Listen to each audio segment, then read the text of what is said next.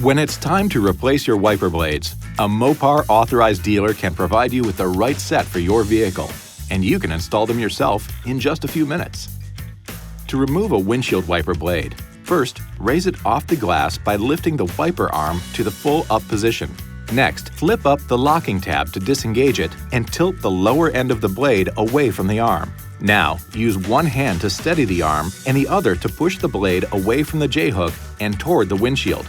With the locking tab open, position the replacement wiper blade under the J-hook and insert the bracket into the hook through the opening under the tab. Slide the wiper up into the hook and then snap the tab into the locked position.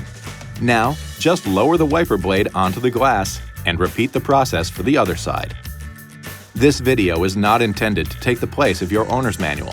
For complete details and other important safety information, please see your owner's information.